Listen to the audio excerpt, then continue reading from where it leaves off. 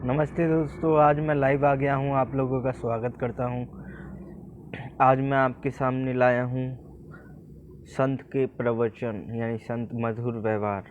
मधुर व्यवहार क्या होता है, कैसे किया जाता है, सबके बारे में बताऊँगा इस वीडियो में। देखिए,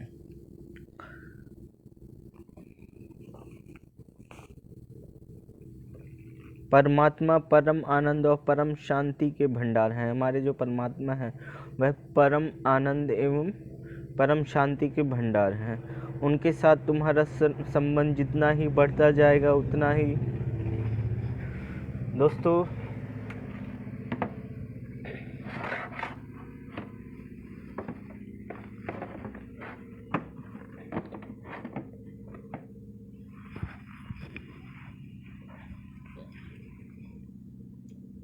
दोस्तों ये जो परमात्मा जो है वो परम आनंद और परम शांति के भंडार है। अगर हमें शांति चाहिए तो हमें परमात्मा को ढूंढना पड़ेगा और शांति के लिए परमात्मा की ज़रूरत है।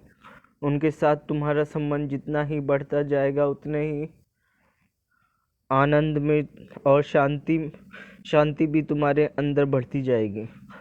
और क्या होगा, उनके साथ तुम्हारा संबंध जो है ना जितना बढ़ता जाएगा परमात्मा के साथ, शांत परमात्मा परम आनंद परम शांति के भंडार के साथ, उतना ही अंदर शांति तुम्हारे अंदर बढ़ती जाएगी। और उससे जितना आप शांत रहिएगा, बढ़िया रहेगा, उससे आपकी शांति अच्छी हो जाएगी, आप और अच्छे हो जाएंगे। तुम जहाँ भी जाओगे आनंद और शांति तुम्हारे साथ रहेगा। अगर तुम इसके ऐसे बन गए, तुम जहाँ पे भी जाओगे तो परम शांति और परम आनंद तुम्हें मिलेगा। जगत के प्राणियों को भी उससे शांति की प्राप्ति होगी, और जगत के प्राणी हैं उनको भी शांति की प्राप्ति होगी ऐसे करने से। अब हमें शांति ढूंढना है तो हमें परमात्मा ढूंढना है तो हमें शांति चाहिए। शांति, और ये कैसे जिया जाए, हम अपना मधुर व्यवहार के द्वारा कैसे भगवान की प्राप्ति की जाए वो बताई जाएगी। तो ठीक है, कहीं कहीं महापुरुषों को दादा कहकर पुकारते हैं। किसी किसी जगह महापुरुष जो होते हैं उन्हें दादा बोलते हैं। दादा का अर्थ है जो दे यानी जो दे, और नित्यम देता ही रहे, और दे और देता रहे, जो हमें ज्ञान प्रेम करुणा प्रसन्नता शांति और नित्य देता रहे, उसे दादा कहते हैं। यानी दादा का, महापुरुषों को जो है ना, जो उन्हें दादा कहते हैं। दादा का अर्थ होता है जो दे, यानी जो कुछ आपको दे। तो दादा का अर्थ पता चल गया है कि कुछ दे। जगत के प्राणियों को भी उससे शांति प्राप्त होती है, यानी ठीक है।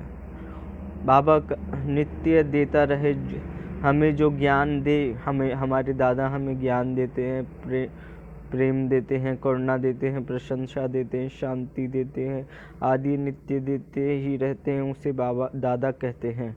ऐसे महापुरुषों से हमें जीवन जीने की कला, बातचीत करने का शिष्टाचार तथा लोक व्यवहार का आदर्श भी सीखने को मिलता है।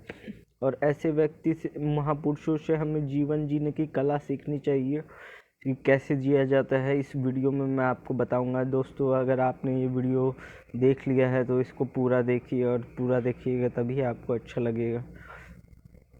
बातचीत करने का शिष्टाचार तथा लोक व्यवहार का आदर्श भी सीखने को मिलता है। ठीक है। प्रतिध्वनि ध्वनि का अनुसरण करता है और ठीक उसके अनुरूप होता है। इसी प्रकार दूसरों से हमें वही मिलता है और वैसा ही मिलता है जैसा हम उनको देते हैं। दोस्तों, हम अगर किसी को कुछ देते हैं तो वो भी हमें कुछ देता है। हम जिसको जो चीज़ जैसे व्यवहार करेंगे वैसे ही हमको दूसरे लोगों से मिलेगा। जैसे हम उनको देते हैं वैसे ही हमें मिलता है। हम किसी से गुस्से में व्यवहार करेंगे तो वो गुस्से में ही हमसे व्यवहार करेगा। हम किसी से प्यार से व्यवहार करेंगे तो वो भी प्यार से ही व्यवहार करेगा। तो ये सब चीज़ें हैं। और अवश्य ही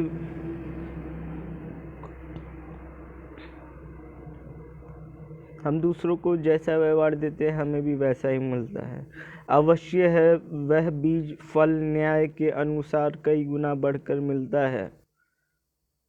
सुख चाहते हो, अगर आप सुख चाहते हो तो दूसरों को सुख दो। अगर आप सुख चाहते हैं तो दूसरों को सुख दो। जैसे कि लोगों को सुख चाहिए, यानी अगर आपको सुख चाहिए तो आप सुख दूसरों को दो, तभी आप सुखी रह पाएंगे।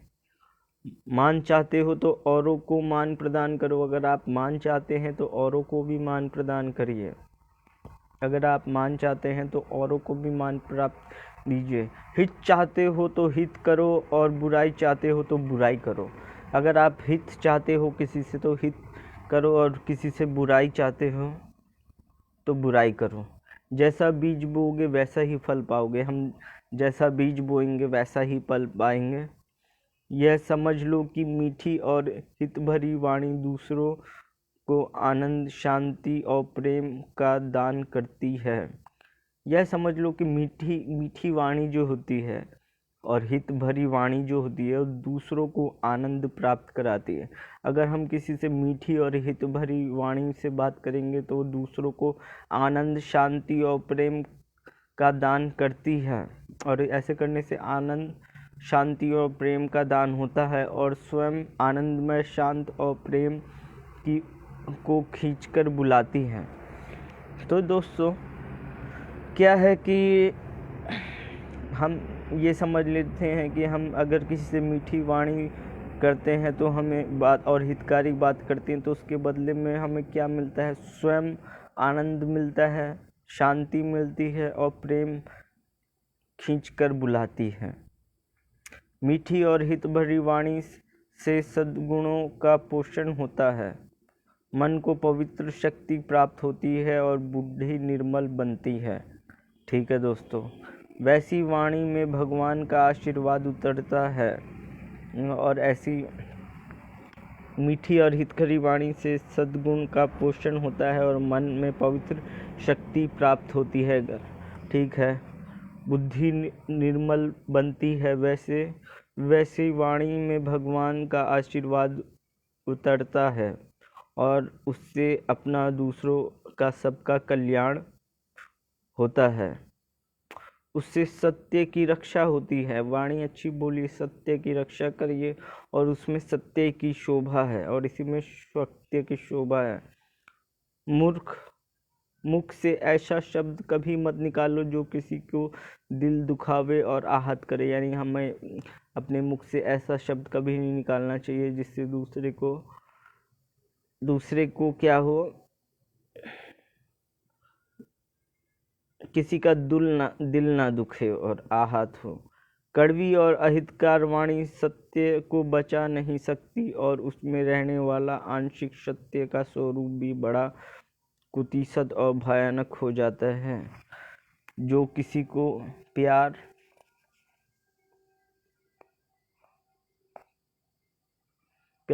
और स्वीकार नहीं लग सकता। जबकि जबान गंदी होती है और उसका मन भी गंदा होता है। यानी आदमी जो गंदी वाणी बोलता है, जो आदमी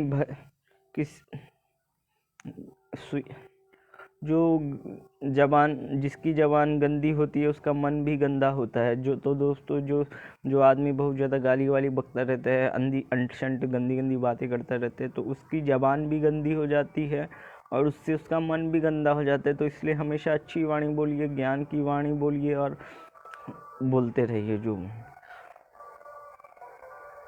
महामना पंडित मदन मोहन मालवीय जी से किसी विशिष्ट विद्वान ने कहा। क्या हुआ था कि एक बात की बात है कि महामना पंडित मदन मोहन जो मालवीय जी से किसी विशिष्ट विद्वान ने कहा, आप मुझे 100 गाली देकर देखिए, मुझे गुस्सा नहीं आएगा। उसने बोला कि अगर आप मुझे 100 गालियाँ, एक महान पंडित ने बोला कि मालवीय जी से कि आप मुझे 100 गाली दीजिए फिर भी मुझे गुस्सा नहीं आएगा। महामना ने जो उत्तर दिया वह उसकी महानता को प्रकट करता है। तो उसने जो महामना पंडित ने जो उत्तर दिया उसकी महानता को प्रकट करता है। वे बोले, आप के क्रोध की परीक्षा तो बाद में होगी, मेरे मुंह तो पहले ही गंदा हो जाएगा। यानी उसने ये बोला कि आपको क्रोध तो आ जाएगा लेकिन मेरा मुंह पहले ही गंदा हो जाएगा, आपको गाली देने से तो मैं नहीं बोल सकता। तो ऐसी गंदी बातों को प्रसारित करने में ना तो अपना मुंह गंदा बनाओ और ना ही औरों का कि वैसी बात ग्रहण ही करो। यानी हमें ऐसी बात ग्रहण नहीं करनी चाहिए, गंदी गंदी बातें, गालियाँ नहीं देनी चाहिए और उनसे दूर रहना चाहिए। दूसरा, कोई कड़वा बोले, गाली दे तो तुम पर तो तभी उसका प्रभाव होता है जब तुम उसे ग्रहण करते हो। यानी अगर आपको कोई गाली दे तो जब उस गाली को आप ग्रहण करोगे तभी उसका प्रभाव होगा। रज्जब ने कहा, तो ढंग तो ठीक है, तो ऐसी गंदी बातों को प्रसारित करने में ना तो अपना मुंह गंदा करो और ऐसी औरों की वैसी बात ग्रहण ही क्यों करो। जो गंदी बातें करें उनसे ग्रहण मत करो, क्योंकि हमें मुख को स्वच्छ बनाना है, देश को स्वच्छ बनाना है, अपने आप को स्वच्छ बनाना है, दुनिया को स्वच्छ बनाना है। तो दोस्तों, अगर आपको ये वीडियो अच्छी लगी तो मुझे बताइएगा और इस वीडियो को पूरा देखिएगा। अभी ट्रेन आ रही है, तो ट्रेन जाएगी तो मैं फिर बताऊंगा आप लोगों को आगे की। तो दोस्तों, आप लोगों को ये वीडियो कैसी लग रही है मुझे बताइएगा।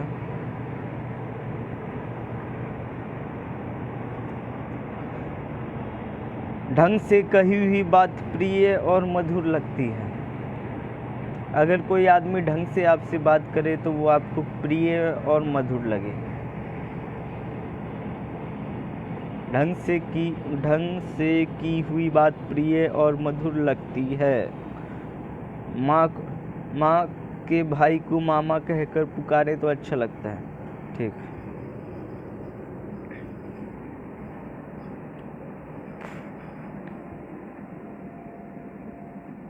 तो दोस्तों, ढंग से हमें कोई भी बात करनी चाहिए तो उसका एक ढंग होना चाहिए, उसको एक होना चाहिए कि ऐसे बात की जाए। तो ढंग से कही हुई बात प्रिय और मधुर लगती है। अगर हम किसी को ढंग से कोई बात कहें तो वो उसे प्रिय और मधुर भी लगेगी। जैसे माँ के भाई को मामा कहकर पुकारते हैं तो अच्छा लगता है, किंतु पिता का साला कहकर पुकारे तो बुरा लगेगा। सही बात है, अगर माँ के भाई को मामा बोला जाए या मामू बोला जाए तो वो अच्छा लगेगा, लेकिन उसे पिता का साला कहकर पुकारे तो बुरा लगता है। ठीक है, ये भी बात है। अब दूसरी बात है कि बिना अवसर की बात भी अलग प्रतिभाव खड़ा करती है। ठीक है, भोजन के समय कई लोग शौच की बात करते हैं, कब्ज की बात करते हैं, हल्की बातें करने लग जाते हैं। तो उस समय ऐसी बातें नहीं करनी चाहिए खाते समय। इससे चित्त की निम्न दशा होने से तन मन पर बुरा असर पड़ता है। यानी जब हम खाना खाएं तो स्वच्छ बातें करें, अच्छी बातें करें और ठीक बातें करनी चाहिए।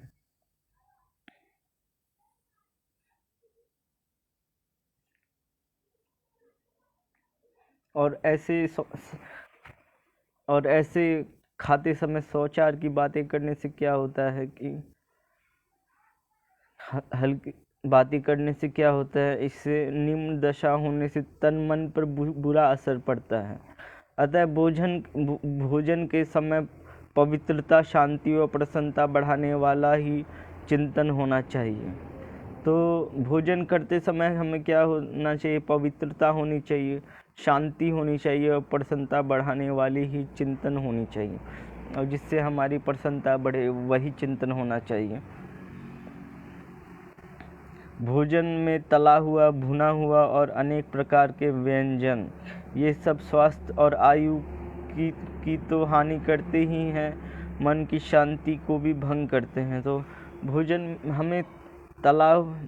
में तला हुआ, भुना हुआ और अनेक प्रकार के व्यंजन, ये सब स्वास्थ्य और आयु को तो हानि करते ही हैं और मन की शांति को भी भंग करते हैं। सही बात है दोस्तों। तो ये ज्ञान की बात है, बहुत अच्छी बात है। आगे देखते हैं। सही बात भी आकस्मिक होने से प्रिय नहीं लगती।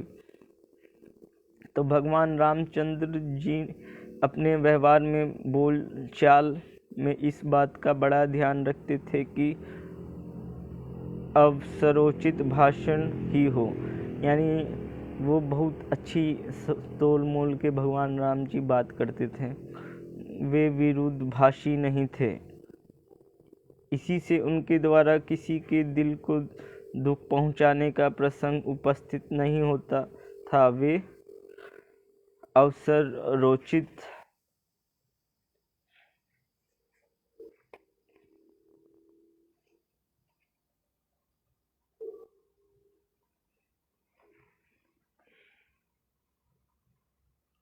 युक्त प्रयुक्त से प्रतिपादित करते थे तथा उनकी बात का कोई विरोध नहीं करता था, और ना तो उनकी बात से किसी का बुरा ही होता था।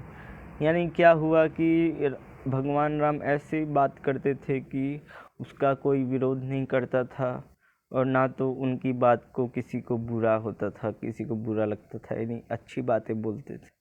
ठीक है। बात करने में दूसरों को मान देना। आप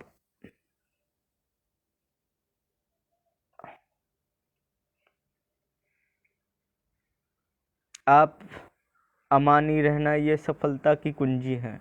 श्री राम की बातों से किसी को उद्वेग नहीं होता था। जो बात बात में दूसरों की उद्विग्न करता है वह पापियों के लोक में जाता है।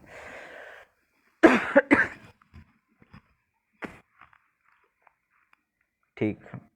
बात करने में दूसरों को मान देना, आप अमाना रहना यह सफलता की कुंजी है दोस्तों। श्री राम जी की बातों से किसी को उद्वेग नहीं होता था। जो बात बात में दूसरों को उद्विग्न करता है वह पापियों के लोग जाता है। बात मुंह से बाहर निकलने से पहले ही उसके प्रतिभाव की कल्पना कर ले, ताकि बाद में पछताना ना पड़े। यानी हमें अच्छी बातें बोलनी चाहिए और सुंदर बातें बोलनी चाहिए, जिससे किसी को गुस्सा ना आए और बेकार ना लगे। जो व्यक्ति किसी दफ्तर से देर से आता है, अब अगर कोई मान लीजिए हर कोई तो काम करता है, कोई घर देर से आता है, देर से आने का कारण पूछने के बजाय यदि उससे कहा जाए रोज़ आप दफ्तर में समय से आ जाते हैं। कोई व्यक्ति है जो किसी दिन दफ्तर देर से आता है, किसी दिन देर से हो गया, कुछ हो गया तो देर से आया, तो देर से आने का कारण पूछने के बजाय उससे ऐसा कहा जाए कि रोज़ आप दफ्तर के समय से आ जाते थे, आज क्या हो गया जो समय पर नहीं आ सके, तो उसे बात बुरी ना लगेगी और देर से आने का सही कारण भी वह निसंकोच बता देगा। तो दोस्तों, ऐसे में अगर किसी को देर से कोई दफ्तर देर से आते तो उसको डांटिए नहीं, उससे प्यार से पूछिए कि आप आज क्यों लेट आए, तो वो भी अपने पूरे तरीके से बता देगा कि इस कारण आ गया। ठीक है, तो अब ये बात हो गई। अब कोई कुटुंब होता है, परिवार में भी वाणी का प्रयोग करते समय यह अवश्य ख्याल में रखा जाए कि मैं जिससे बात करता हूँ वह कोई मशीन नहीं है।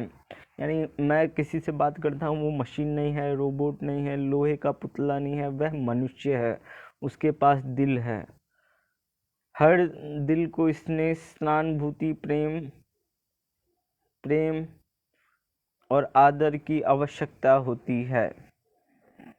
अतः अपनों से बड़ों के साथ विनय युक्त व्यवहार करें, बराबरी वालों से प्रेम और छोटों के प्रति दया तथा सहानुभूति संपन्न तुम्हारा व्यवहार जादुई असर करता है। यानी हमें क्या करना है कि हर मनुष्य के पास एक दिल है और हर दिल को स्नेह, सहानुभूति, प्रेम और आदर की आवश्यकता होती है। हर कोई चाहता है कि उसे इस आदर करे, सहानुभूति करे, प्रेम करे, आदर करे। अतः अपनों से बड़ों के साथ क्या करना चाहिए? विनय युक्त व्यवहार करना चाहिए। बराबरी वालों से प्रेम और छोटों से के प्रति दया तथा सहानुभूति संपन्न तुम्हारा व्यवहार जादुई असर करती है।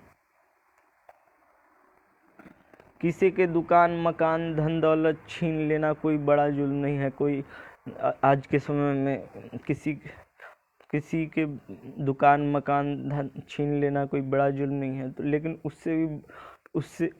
उसके दिल को मत तोड़ना, क्योंकि उस दिल में दिलबर खुद रहता है। बातचीत के तौर पर आपसी स्नेह को यदि रखकर सुझाव दिए जाएं तो कुटुंब में वैमनस्य खड़ा नहीं रहेगा। ठीक है। अब नई चीज़ तो दोस्तों ये वीडियो आप देख रहे हैं, बहुत बड़ा वीडियो हो गया है और ये और बड़ा होगा। इस वीडियो को आप पूरा देखिएगा, तभी आपको अच्छा लगेगा। ठीक।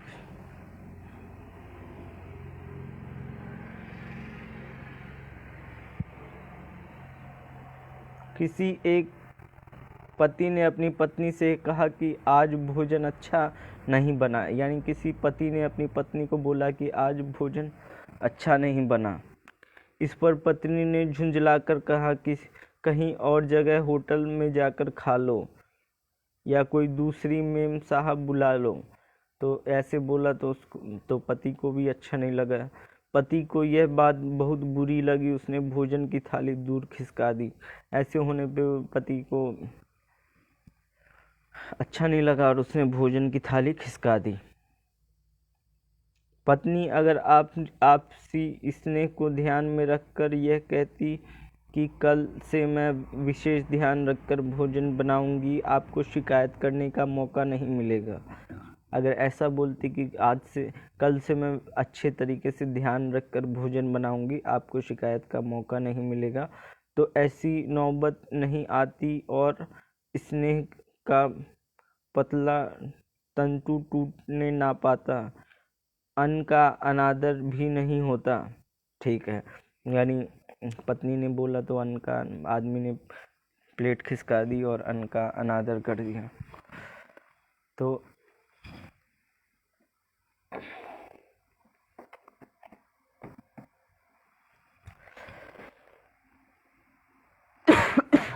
दोस्तों आपको ये लाइव वीडियो कैसी लग रही है, आप अभी मेरे को कमेंट में बता सकते हो। वैसे ही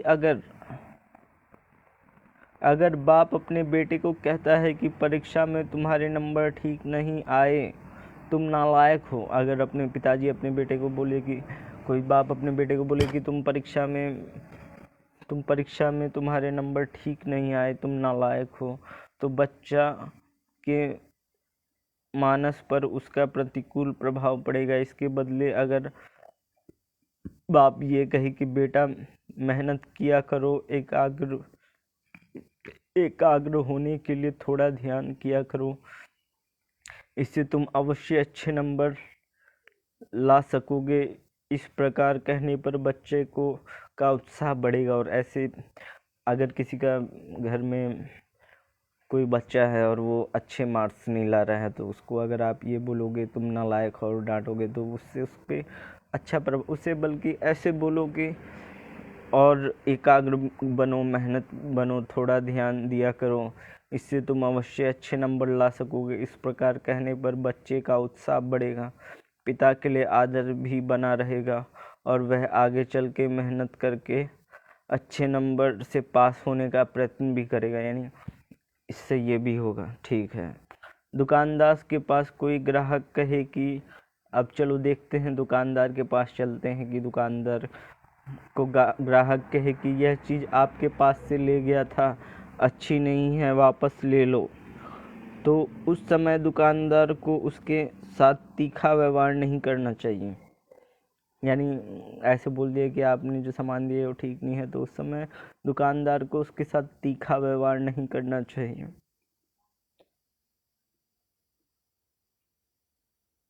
तो दोस्तों ये वीडियो आपको कैसी लग रही है मेरे को बताइए। अच्छी लग रही है तो मैं आप लोगों के लिए और वीडियो बनाऊंगा। तो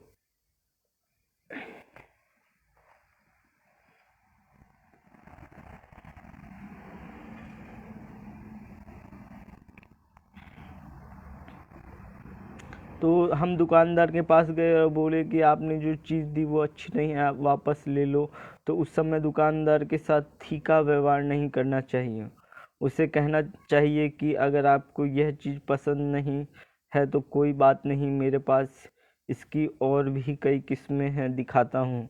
तो दुकानदार को ऐसे बोलना चाहिए कि अगर आपको ये चीज़, हम कपड़ा खरीदने गए, कोई कपड़ा पसंद नहीं है तो दुकानदार बोलेगा कि आपको अगर ये कपड़ा चाहिए तो कोई बात नहीं, मेरे पास इससे भी बढ़िया बढ़िया कपड़े आप वो देख सकते हैं। तो शायद आपका कोई तो इस मेरे पास इससे और कई किस्में हैं, दिखाता हूँ, शायद आपको कोई किस्में पसंद आ जाए। इस प्रकार ग्राहक की प्रसन्नता का ख्याल रखकर स्नेह और सहानुभूति का व्यवहार करना चाहिए। इससे वह दुकानदार का पक्का ग्राहक हो जाएगा। ऐसा करने से वो दुकानदार का पक्का ग्राहक हो जाएगा। ठीक है, तो वीडियो अच्छी लग रही है तो दोस्तों मेरे को बताइएगा।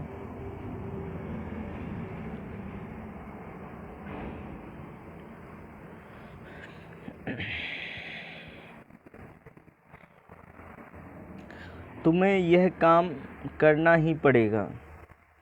नौकर से ऐसा कहने के बजाय यह कहो कि क्या यह काम कर दोगे। हम हमारे पास नौकर है या फिर कोई का, उसे अगर हम ऐसे बोलें कि तुम्हें ये काम करना ही होगा, ये करना ही होगा, तो उसे अच्छा भी नहीं लगेगा। तो वह नौकर उत्साह, अगर उसको हम ऐसे बोलें कि क्या यह काम कर दोगे, तो वह नौकर उत्साह से आपकी प्रसन्नता के लिए वह काम कर देगा।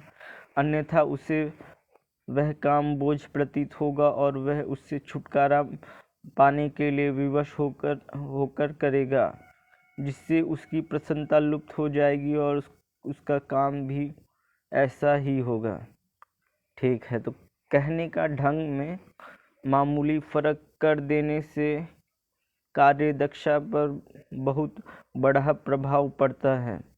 अगर किसी के काम करवाना हो तो उससे यह कहें कि अगर आपके लिए अनुकूल हो तो यह काम करने की कृपा करें।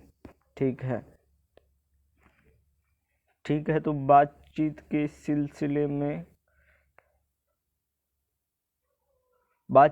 सिलसिले में महत्ता दूसरों को देनी चाहिए, ना कि अपने आप को। ढंग से कही हुई बात प्रभाव रखती है और अविवेकपूर्वक कही हुई बात विपरीत परिणाम लाती है। ठीक है, दूसरों से मिलजुल कर काम वही कर सकता है जो अपने अहंकार को दूसरों पर नहीं लादता। ठीक है, ऐसे अध्यक्ष अपने अधीनस्थ कर्मचारियों से कोई गलती हो जाए तो वह उस गलती को स्वयं अपने ऊपर ले लेता है, और कोई अच्छा काम होता है तो उसका श्रेय दूसरों को देता है। अपने साथियों की व्यक्तिगत या घरेलू समस्याओं के प्रति सहानुभूति रखकर यथाशक्ति उनकी सहायता करना दक्ष नेतृत्व के चिन्ह है। कोई अगर अच्छा काम कर लाए तो उसकी प्रशंसा करना। अगर कोई काम अच्छा करे तो उसकी प्रशंसा जरूर करना, और जहाँ उसकी कमियां हो वहाँ उसका मार्गदर्शन करना भी दक्ष नेतृत्व की पहचान है। ठीक है, तो दोस्तों आपको ये वीडियो कैसी लग रही है? अच्छी लग रही है तो एक शेयर मार दीजिए।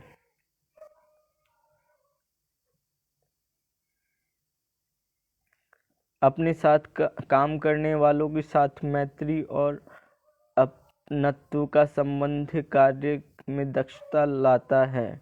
जहाँ परायेपन की भावना होगी वहाँ नेतृत्व के एक सूत्र नहीं होंगे और काम करने वालों तथा काम करने वालों के बीच समन्वय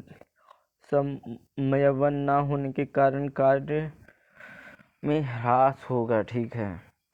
कई खेलों में जूथ भावना से मिलजुल कर खेलने से प्राय खेल की दक्षता प्राप्त होती है और जूथ को विजय मिलती है। ठीक है। जूथ में जहां आपस में मेलजोल नहीं, समन्वय नहीं और परस्पर वैमन। ठीक है दोस्तों,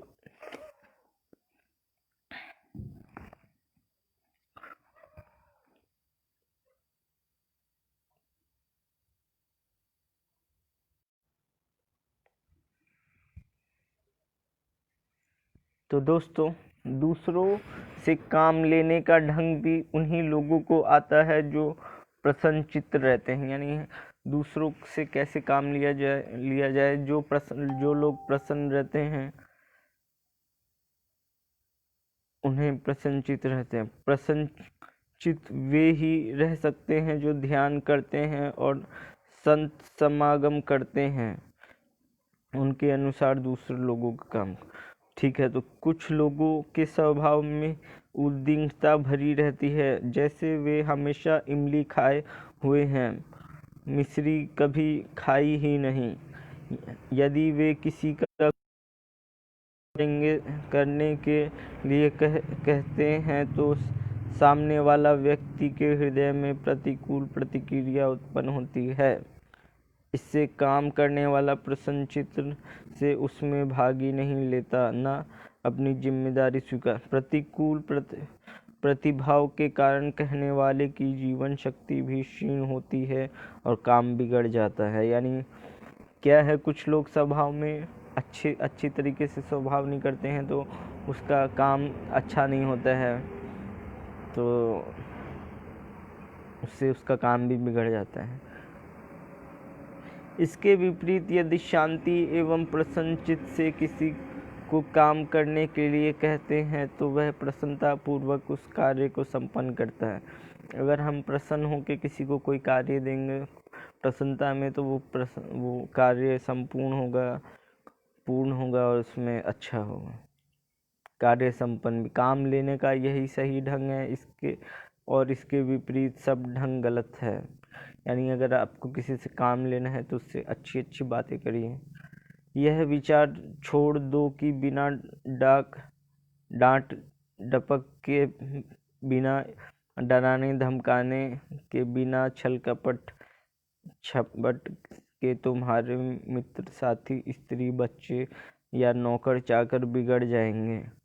सच्ची बात तो ये है कि डर डांट और छल कपट से तो तुम उनको पराया बना देते हो और सदा के लिए उन्हें अपने से दूर कर देते हो।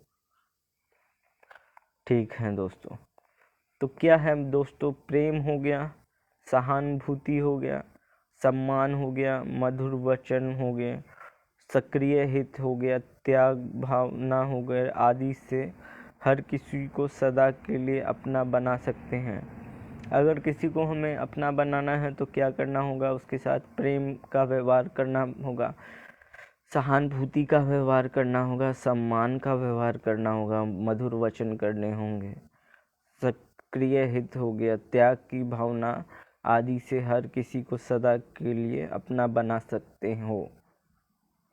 तुम्हारा ऐसा व्यवहार जो होगा तो लोग तुम्हारे लिए बड़े बड़े त्याग के लिए तैयार हो जाएंगे। यानी अगर ऐसा व्यवहार होगा तो लोग बड़े बड़े त्याग के लिए तैयार हो जाएंगे। तुम्हारी लोकप्रियता मौखिक नहीं रहेगी, लोगों के हृदय में बड़ा मधुर और प्रिय स्थान तुम्हारे लिए सुरक्षित हो जाएगा। ठीक है। तो अगर हम ये सब चीज़ कर ले तो हमारी लोकप्रियता मौखिक नहीं रहेगी, लोगों के हृदय में बड़ा मधुर और प्रिय स्थान तुम्हारे लिए सुरक्षित हो जाएगा। तुम भी सुखी हो जाओगे और तुम्हारे संपर्क में आने वाले को भी सुखी शांति मिलेगी। कोई व्यक्ति हमारे कथन अथवा निर्देश पर किस रूप में अमल करेगा, यह हमारे कहने के ढंग पर निर्भर करता है, और सही तरीका वही है जो काम करने वाला के चित्र में अनुकूल परिणाम उत्पन्न करेगा। किसी को व्यंग या कटाक्षयुक्त वचन कहें तो उसके चित्त में शोक पैदा होता है, हमें भी हानि होती है। ठीक,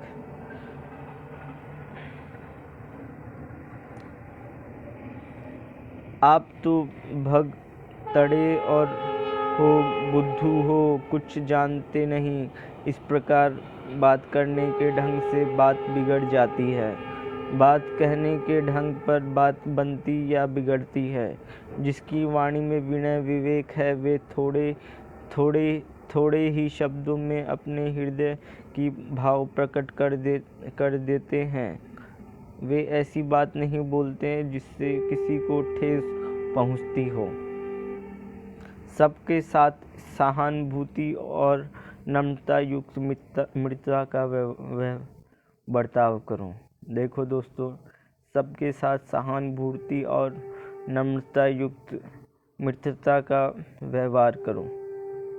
संसार में सबसे ज़्यादा मनुष्य ऐसे ही मिलेंगे जिनकी कठिनाइयों और कष्ट तुम्हारी कल्पना से कहीं अधिक है।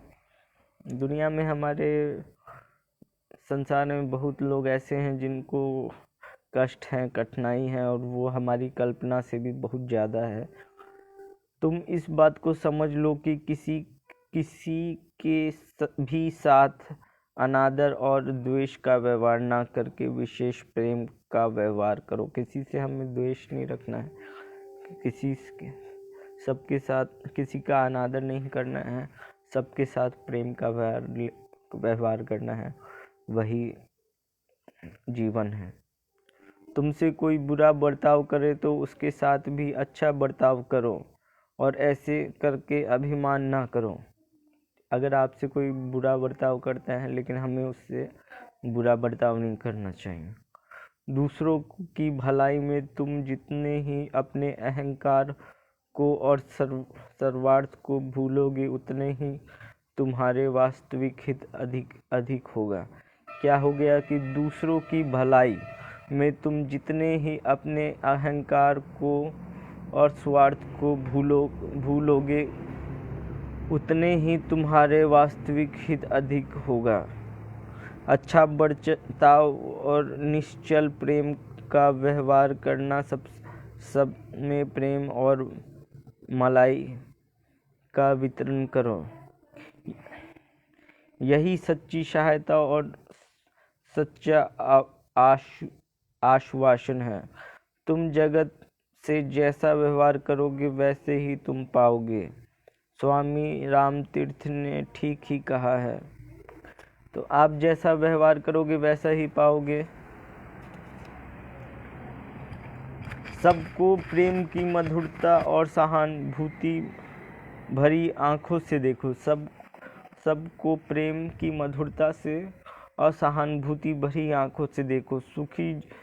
सुखी जीवन के लिए विशुद्ध निस्वार्थ प्रेम ही असली खुराक है। संसार इसकी भूख से मर रहा है, अतः प्रेम का वितरण करो।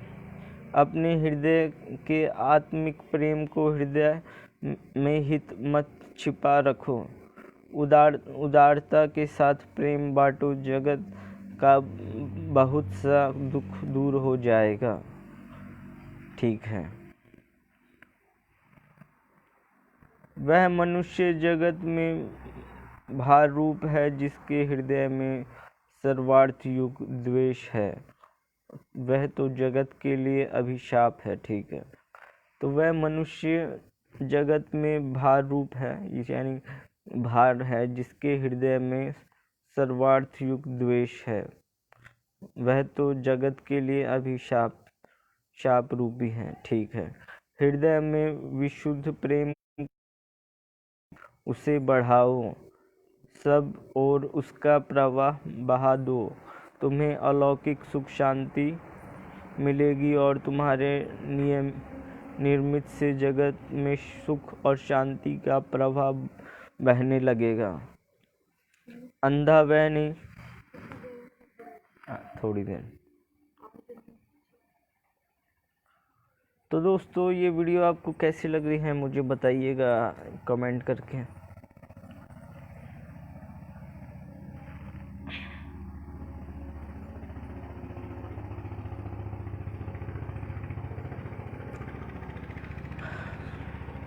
अंधा वह नहीं जिसकी आंख फूट गई है।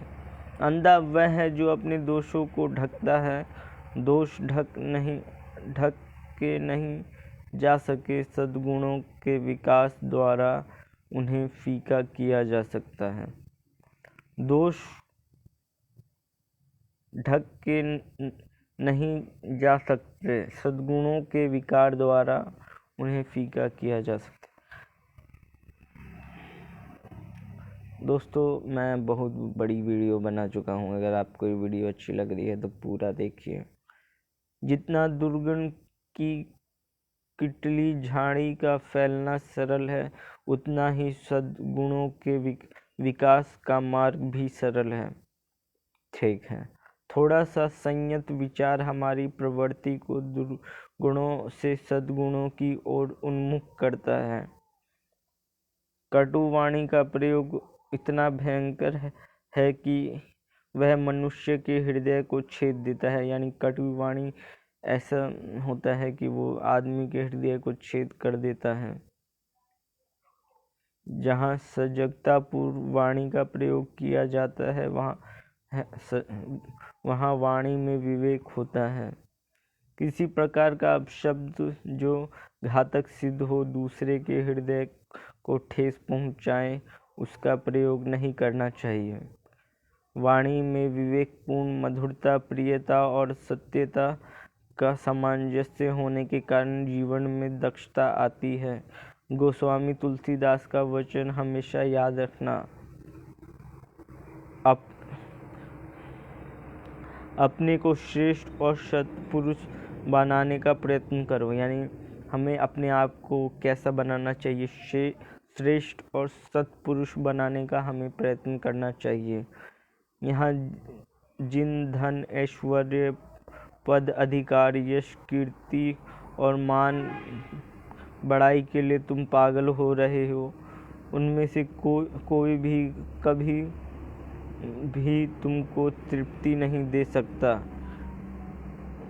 उनके अधूरेपन में कभी पूर्णता आएगी ही नहीं और तुम्हारी कमी कभी भी पूरी नहीं होगी ही नहीं। ठीक है दोस्तों, तो आगे अब मैं नया टॉपिक शुरू करता हूँ। भव्य भवन और सुंदर सदन बनाने में अपनी शक्ति मत खर्च करो। यानी हम बड़े भव्य घर बनाएंगे, सुंदर भवन बनाएंगे, उसमें अपनी शक्ति मत खर्च करो। अपने विचार नष्ट मत करो। बहुत तेरे गृह बड़े ऊंचे और आलीशान हैं। यानी बहुत सारे घर बड़े आलीशान हैं, पर उनमें रहने वाले मनुष्य बिल्कुल ठिगने और शूद्र हैं।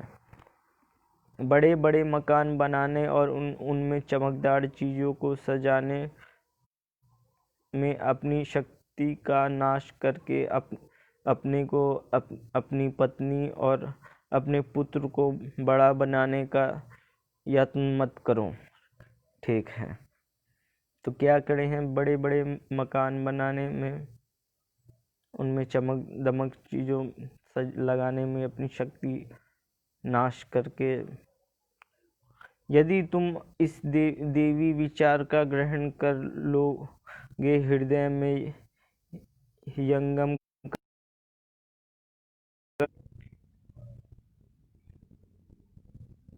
दोस्तों, मैं बहुत बड़ी वीडियो बना रहा हूँ और आपको ये अच्छी लगे तो बताइएगा मुझे।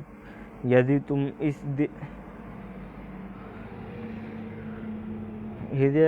हृदय कर लो, जान लोगे, समझ लोगे कि मानव जीवन का एकमात्र आदर्श और उद्देश्य शक्ति का दुरुपयोग और धन का संचय या भवन का निर्माण करना नहीं, वरन भीतरी शक्तियों का विकास करना है, आत्मिक बल को जगाना है, ईश्वर रत्न और मोक्ष प्राप्ति के लिए अनुमोदित करना है। तो परिवार की सामाजिक या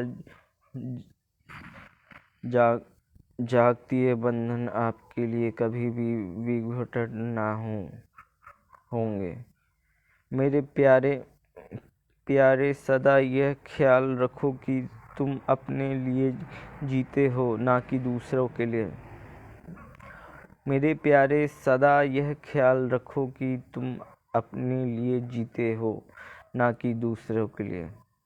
अपने जीवन में दूसरों को हस्तक्षेप करने का कोई गुंजाइश ही ना रखो।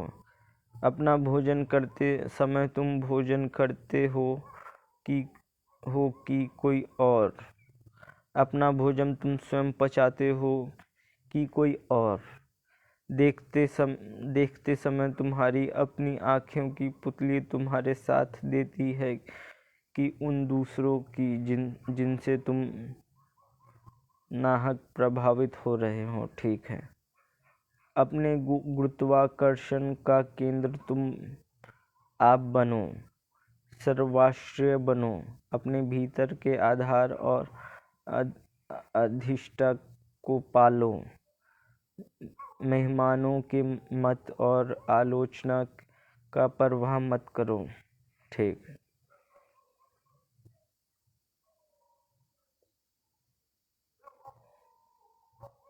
अपना भीतर के आधार और अधिष्ठा को पालो, मेहमानों के मत और आलोचना की परवाह मत करो। चटपटे भोजन, फर्नीचर और गद्दीदार तकिए को अतिथि सत्कार का मूल मंत्र ना बनाओ। लोग समझते हैं कि मेहमानों को स्वादिष्ट भोजन और सुंदर पलंग नहीं देंगे तो हम पूरे अतिथि भावना से युक्त ना होंगे। यह समझ अधूरी और ओछी है। ठीक है,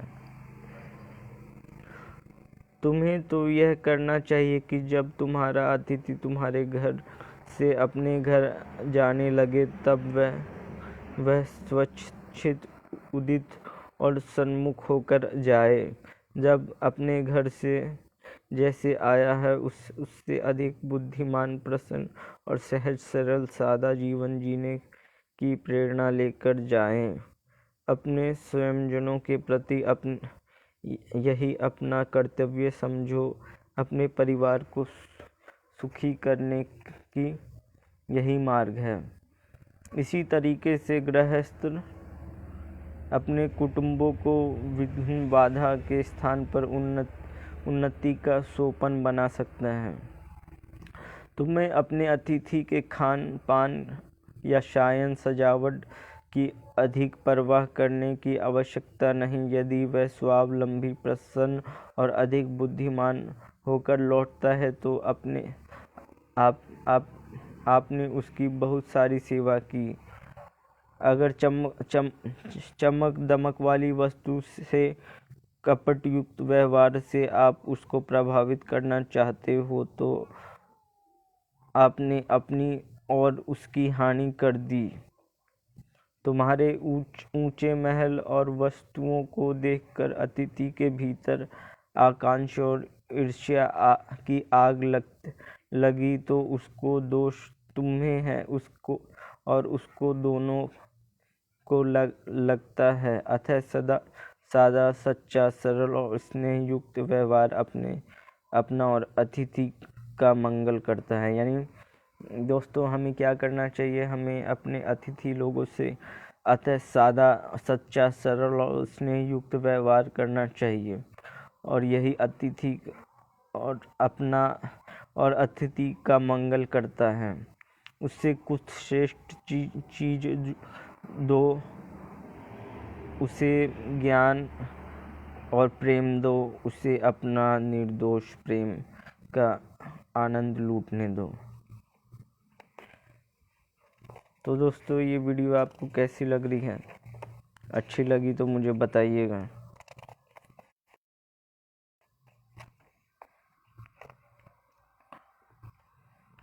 तो दोस्तों, आज के लिए इतना ही। कल मैं इसका नहीं, मैं पूरा ही अभी पढ़ूँ। अब मैं पूरा ही बताऊंगा। दोस्तों, आज के लिए बस इतना ही। नेक्स्ट वीडियो मैं आप लोगों के लिए बनाऊंगा। नहीं, अभी मैं आपको बताऊंगा।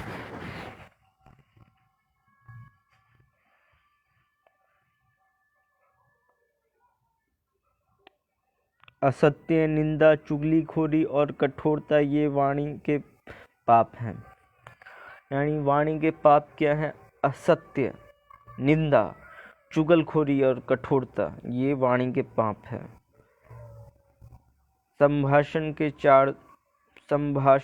चार दोष हैं। हुक्स चलाते हो ऐसे बोलना, चिल्लाते हुए बोलना, अश्लील शब्द बोलना, कुटुंब बोलना, हित मिल, शांत, मधुर और प्रिय भाषण ये 5 वाणी के गुण हैं। आप अमानी रहो, औरों को मान दो। जो व्यक्ति धर्मानुसार आचरण करता हो, लोक कल्याण के कार्य में रत हो, उसके यद्यपि दर्शन न किए हुए हों तो भी केवल नाम सुनकर भी लोग उसे हृदय से प्रेम करने लग जाते हैं। ठीक है। बातचीत के दौरान क्रूरता पूर्वक बात नहीं करनी चाहिए। यानी हमें बातचीत हमेशा अच्छे स्वभाव में करनी चाहिए, क्रूरता नहीं करनी चाहिए। किसी को नीचा दिखाना पड़े ऐसा शब्द भी नहीं बोलना चाहिए। किसी को नीचा दिखाना पड़े शब्द ऐसे भी नहीं बोलना चाहिए। जिस कथन से किसी को उद्वेग हो, ऐसी रूखी बात पापियों के लोक में ले जाने वाली होती है। ठीक है। अतः ऐसी बात नहीं करनी चाहिए। वचन रूपी बाण मुंह से निकलता है और उससे बिंधकर मनुष्य रात दिन शोकशमन रहता है। इसलिए जो वचन सामने वालों को उद्वेग पहुंचाते हों उन्हें कदापि नहीं बोलना चाहिए। बाणों से बिंधा हुआ और कुल्हाड़ी से काटा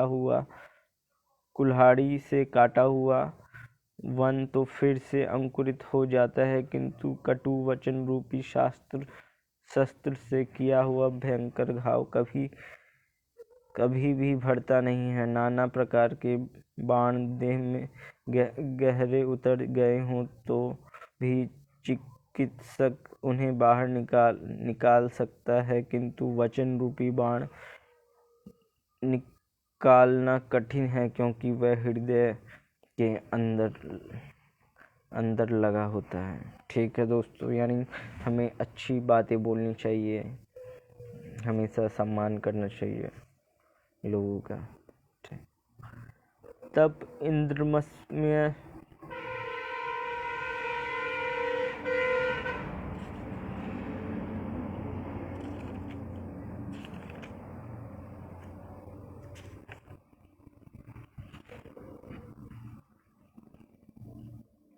तो दोस्तों, आपको ये वीडियो कैसी लगी मुझे बताइएगा।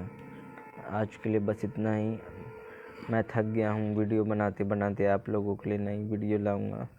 आज के लिए बस इतना ही।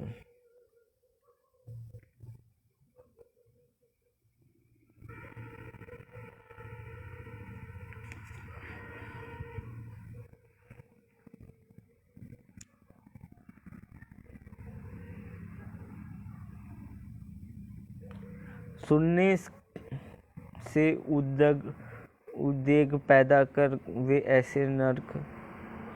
कोई अभ्यस्त व्यक्ति यदि कटु वचन रूपी बाणों की वर्षा करे तो भी विद्वान मनुष्य को शांत ही रहना चाहिए। यानी कोई मूर्ख आदमी है, वो कटु वचन बोल रहा है, फिर भी विद्वान इंसान को शांति रहना चाहिए। जो सामने वालों के क्रोधित हो जाने पर भी स्वयं प्रसन्न ही रहता है, वह क्रोधी व्यक्ति के पुण्य ग्रहण कर लेता है। जगत में निंदनीय और आवेश उत्पन्न करने के कारण अप्रिय लगने वाले क्रोध को जो नियंत्रित कर लेता है, चित्त में कोई विकार या दोष आने नहीं देता है, सदैव प्रसन्न ही रहता है और दूसरों के द्वेष नहीं देखता, वह मनुष्य उसकी तरफ शुद्र भाव रखने वाले के पुण्य ले लेता है। ठीक है, दूसरों के द्वारा कटु वचन कहे गए हो तो भी उनके लिए कठोर या अप्रिय कुछ नहीं बोलता, सदा सत्य में स्थिर रहता है और सामने वाले का बुरा भी नहीं चाहते। ऐसे महात्मा के दर्शन के लिए देवतागण भी ललायित रहते हैं। तो दोस्तों, मैंने दूसरों के द्वारा कटु वचन कहे गए हों तो भी उनके लिए कठोर या अप्रिय कुछ भी नहीं बोलता, सदा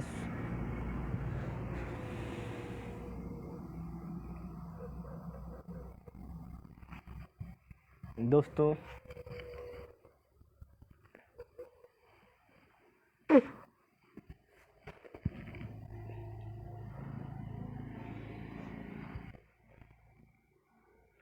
वेदाध्ययन का सार है सत्य भाषण। सत्य भाषण का सार है इंद्र संयम। इंद्र संयम का सार है मोक्ष। जो आदमी मन, वाणी, क्रोध, तृष्णा, श्रद्धा और ज्ञानेंद्रियों के आवेग को थाम लेता है, वही पुरुष ब्रह्मा प्राप्ति का अधिकारी है।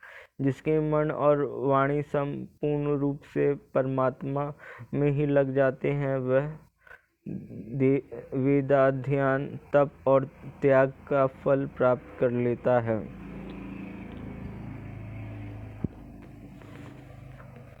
विद्वान मनुष्य को अपमानित होने पर भी अमृतपान की तरह संतुष्ट रहना चाहिए, क्योंकि अपमानित व्यक्ति तो सुख से सोते हैं, पर अपमान करने वालों का नाश होता है।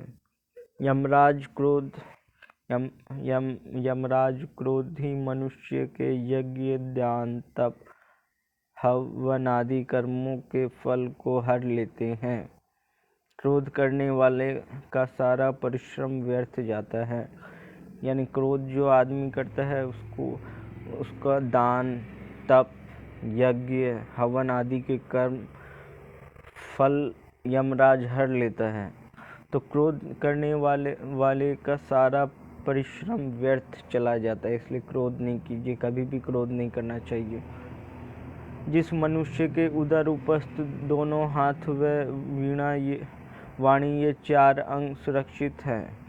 जिस मनुष्य के उदर उपस्थ दोनों हाथ व वाणी ये 4 अंग सुरक्षित है, वही वास्तव में धर्मज्ञ है। अर्थात जो व्यक्ति भोजन में संयम, काम विकार में संयम, हाथों में पवित्रता व परोपकार के कार्य और वाणी में मधुरता रखता है, वही वास्तविक धर्मज्ञ है।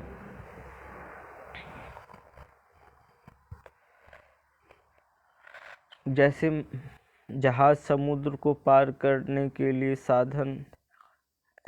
साधन है, वैसे ही सत्य ऊर्ध्वलोक में जाने के लिए सीढ़ी है। व्यर्थ बोलना और अपेक्षा मौन रहना बेहतर है। वाणी की यह प्रथम विशेषता है, सत्य बोलना दूसरी विशेषता है। हम जहाज का इस्तेमाल करते हैं समुद्र पार करने के लिए, वह एक साधन है। वैसे ही सत्य ऊर्ध्व लोक में जाने के लिए सीढ़ी है। व्यर्थ बोलने की अपेक्षा मौन रहना बेहतर है। हमें व्यर्थ नहीं बोलना चाहिए, उसकी जगह मौन ही रहना चाहिए। वाणी की यह प्रथम विशेषता है। वाणी की यह प्रथम विशेषता है। सत्य बोलना दूसरी विशेषता है।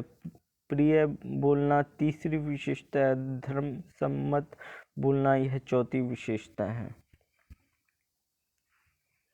सकृत इंद्र ने देवगुरु बृहस्पति से पूछा, हे ब्राह्मण, ऐसा कौन सी वस्तु है जिसका अच्छे ढंग से आचरण करने वाला मनुष्य समस्त प्राणियों का प्रिय बनकर महान यश का भागी होता है? बृहस्पति बोले, हे इंद्र, वह वस्तु है सांत्वना, मधुर वचन, मधुर व्यवहार। इसका अच्छे ढंग से आचरण करने वाला मनुष्य समस्त प्राणियों का प्रिय पात्र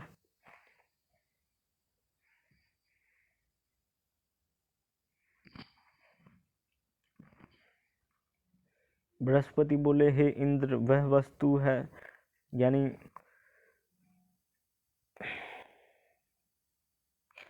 ऐसी कौन सी वस्तु है जिसके अच्छे ढंग से आचरण करने वाला मनुष्य समस्त प्राणियों का प्रिय बनकर महान यश का भागी होता है? तो बृहस्पति बोले, हे इंद्र, वह वस्तु है सांत्वना, मधुर वचन, मधुर व्यवहार। इसका अच्छे ढंग से आचरण करने वाला मनुष्य समस्त प्राणियों का प्रिय पात्र बनकर महान यश को उपलब्ध होता है। यह एक ही वस्तु संपूर्ण जगत के लिए सुखदायक है। इसे आचरण में लाने वाला मनुष्य सभी प्राणियों को प्रिय हो जाता है। जिस व्यक्ति की भौहें सदा चढ़ी हुई हो, किसी से भी मीठी बातें नहीं करता, वह अशांत व्यक्ति सभी के द्वेष का पात्र बनकर रह जाता है। लोगों से मिलते वक्त जो स्वयं ही बात का आरंभ करता है और सबके साथ प्रसन्नता से बोलता है, उस पर सब प्रसन्न रहते हैं। जैसे दोस्तों रूखा भोजन जो होता है मनुष्य को तृप्ति प्रदान नहीं कर सकता, वैसे ही मधुर वचन के बिना दिया हुआ दान भी प्रसन्नता नहीं उपजाता है। मधुर वचन से युक्त ग्रहित किसी की वस्तु लेकर भी स्वयं की मधुर वाणी द्वारा इस संपूर्ण जगत को वश में कर लेता है। ठीक है। किसी को दंड देना की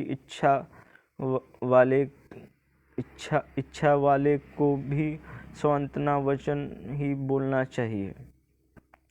इस प्रकार वह अपना प्रयोजन तो सिद्ध कर ही लेता है और उससे कोई मनुष्य उद्विग्न भी नहीं होता। यदि सुंदर रीति है, सांत्वना पूर्वक मधुर एवं स्नेह युक्त वचन सदैव बोला जाए, तो इसके जैसा वशीकरण का साधन संसार में और कोई नहीं है। परंतु यह सदा स्मरण रखना चाहिए कि अपने द्वारा किसी को शोषण न हो। मधुर वाणी उसकी सार्थक है जो प्राणी मात्र का हित चिंतक है। किसी की नासमझी और का गैर फायदा उठाकर गरीब, अनपढ़, अबोध लोगों का शोषण करने वाले शुरुआत में तो सफल होते हैं, किंतु हमें किसी गरीब का शोषण नहीं करना चाहिए।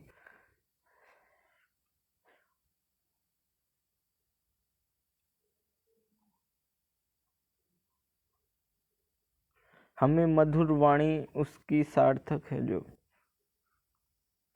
हमें किसी नासमझ का फायदा नहीं उठाना चाहिए।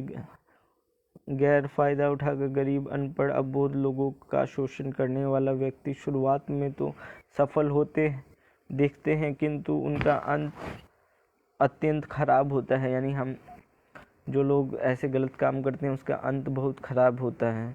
सच्चाई, स्नेह और मधुर व्यवहार करने वाले कुछ सच्चाई, स्नेह और मधुर व्यवहार करने वाले कुछ गवा रहा है।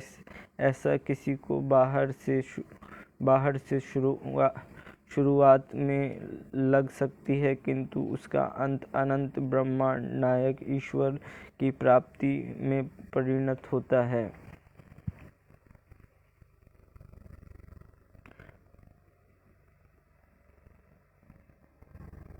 लोग खुदीराम मधुरता और सच्चाई पर अडिग थे। लोग उनको भोला भाला और मूर्ख मानते थे।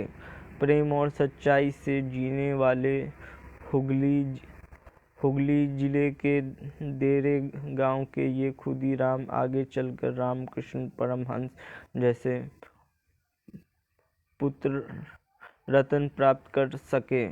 सच्चाई और मधुर व्यवहार का फल शुरू में भले ही ना दिखे, किंतु वह अवश्य में उन्नति कारक होता है। यानी दोस्तों,